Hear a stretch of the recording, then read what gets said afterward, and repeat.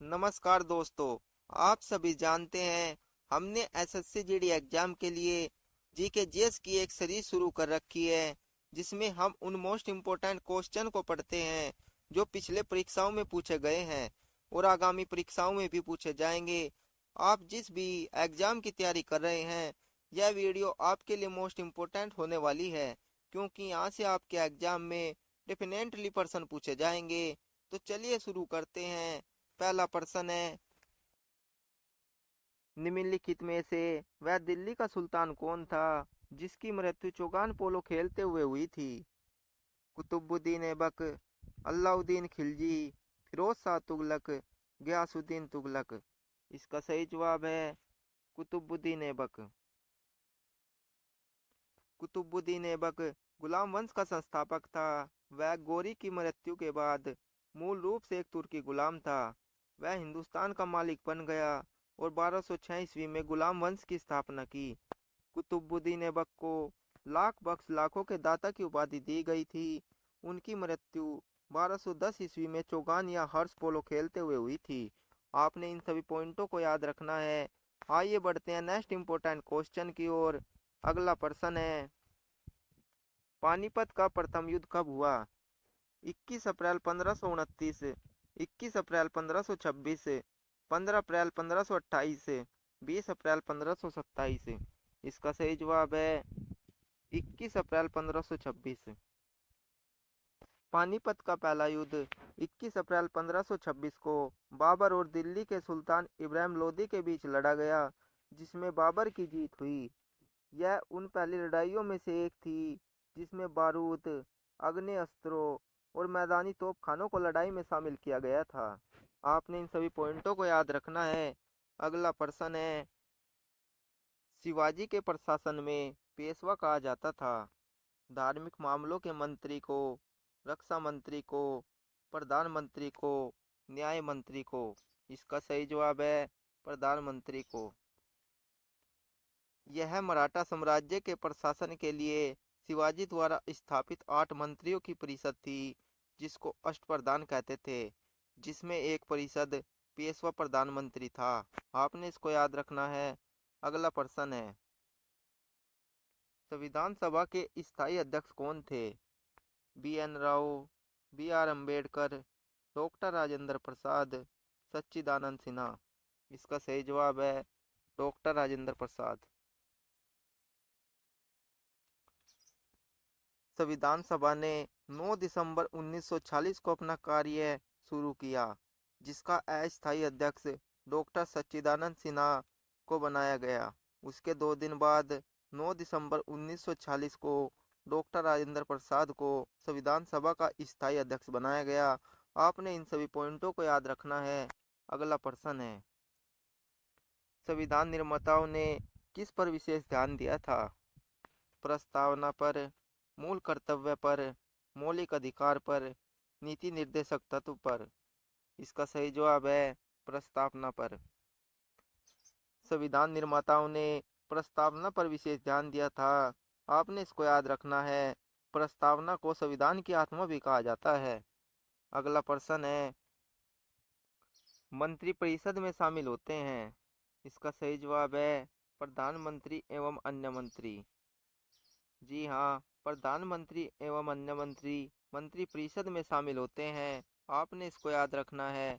अगला प्रश्न है, संविधान के किस संशोधन द्वारा संपत्ति के अधिकार को मूल अधिकार की श्रेणी से निकाल दिया गया है? 24वें संशोधन, 42वें संशोधन, 44वें संशोधन, 48वें संशोधन। इसका सही जवाब है 44वें संशोधन।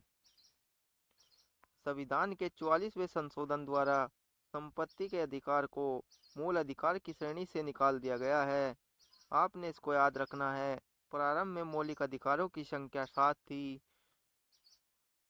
अब मौलिक अधिकारों की संख्या 6 है, जिनको भाग 3 और अनुच्छेद 12 से 35 में रखा गया है। आपने इन सभी पॉइंटों को याद रखना है। मौलिक अधिकार को यूएसए से लिया गया है। अगला प्रश्न है, पूरे वर्ष एक ही दिशा में प्रवाहित होने वाली पवन क्या कहलाती है? स्थानीय पवन, सनातनी पवन, सामाजिक पवन, ध्रुवीय पवन। इसका सही जवाब है सनातनी पवन। आपने इसको याद रखना है। पूरे वर्ष एक ही दिशा में प्रवाहित होने वाली पवनों को सनातनी पवन कहते हैं। अगला प्रश्न है, Rockies, Andes, Atlas, Alps, Himalaya आदि किस प्रकार के पर्वत हैं? वलित पर्वत, अवशिष्ट पर्वत, ब्लॉक पर्वत, इनमें से कोई नहीं। इसका सही जवाब है वलित पर्वत। Rockies, Andes, Atlas, Alps, Himalaya आदि वलित प्रकार के पर्वत हैं। आपने इसको याद रखना है। अगला प्रश्न है, किस ऋतु में क्षोभ मंडल की ऊंचाई में वृद्धि हो जाती है? शीत ऋतु, ग्रीष्म ऋतु, वर्षा ऋतु, इनमें से कोई नहीं। इसका सही जवाब है ग्रीष्म ऋतु। जी हाँ, ग्रीष्म ऋतु में क्षोभ मंडल की ऊंचाई में वृद्धि हो जाती है। अगला प्रश्न है, 10 रुपये पर किसके हस्ताक्षर होते हैं? वित्त सचिव भारत सरकार, वित्त मंत्री भारत सरकार, गवर्नर भारतीय स्टेट बैंक, गवर्नर भारतीय रिजर्व बैंक। इसका सही जवाब है 10 रुपये के नोट पर गवर्नर भारतीय रिजर्व बैंक के हस्ताक्षर होते हैं। आपने इसको याद रखना है। अगला प्रश्न है, विश्व में कोयला उत्पादन में अग्रणी देश है? चीन, संयुक्त राज्य अमेरिका, भारत, रूस। इसका सही जवाब है, विश्व में कोयला उत्पादन में अग्रणी देश चीन है। ऑप्शन ए राइट आंसर हो जाएगा क्वेश्चन नंबर 12 का। अगला प्रश्न है, भारत में हरित क्रांति का सर्वाधिक प्रभाव किस फसल पर पड़ा? गेहूं, धान, मक्का, ज्वार। इसका सही जवाब है गेहूं। आपने इसको याद रखना है। भारत में हरित क्रांति का सर्वाधिक प्रभाव गेहूं फसल पर पड़ा था। अगला प्रश्न है, भारतीय लोक नृत्य नहीं है? घूमर, कथकली, गरबा, डांडिया। इसका सही जवाब है कथकली। कथकली भारतीय लोक नृत्य नहीं है, यह है केरल का एक शास्त्रीय क्लासिकल नृत्य है। बाकी तीनों भारतीय लोक नृत्य हैं। आपने इसको याद रखना है। अगला प्रश्न है, नौरोज त्योहार किससे संबंधित है? सिख धर्म से, हिंदू धर्म से, पारसी धर्म से, मुस्लिम धर्म से। इसका सही जवाब है पारसी। पारसी या फारसी समुदाय के लोग नवरोज या नौरोज त्योहार को बनाते हैं। आपने इसको याद रखना है। अगला प्रश्न है, वाहन पीछे से आने वाली वस्तुओं को देखने के लिए किसका प्रयोग करते हैं? उत्तल लेंस, अवतल लेंस, उत्तल दर्पण, अवतल दर्पण। इसका सही जवाब है उत्तल दर्पण। वाहन को पीछे से आने वाली वस्तुओं को देखने के लिए उत्तल दर्पण का प्रयोग किया जाता है। आपने इसको याद रखना है। अगला प्रश्न है, विशिष्ट प्रतिरोध का SI मात्रक है? ओम, ओम मीटर, ओम प्रति मीटर, ओम प्रति मीटर स्क्वायर। इसका सही जवाब है ओम मीटर। विशिष्ट प्रतिरोध का SI मात्रक ओम मीटर है। आपने इसको याद रखना है। अगला प्रश्न है, इलेक्ट्रॉन के तरंग प्रकृति की खोज किसने की थी? Thomson, de Broglie, Rutherford, Bohr. इसका सही जवाब है डी ब्रोगली। इलेक्ट्रॉन के तरंग प्रकृति की खोज डी ब्रोगली ने की थी। आपने इसको याद रखना है। अगला प्रश्न है, आधुनिक आवर्त सारणी में वर्गों की कुल कितनी संख्या है? 7, 9, 16, 18। इसका सही जवाब है 18। आधुनिक आवर्त सारणी में वर्गों की कुल संख्या 18 है। आपने इसको याद रखना है। अगला प्रश्न है, पौधे के किस भाग से कॉफी प्राप्त होती है? पुष्पों से, बीजों से, पत्तियों से, फलों से।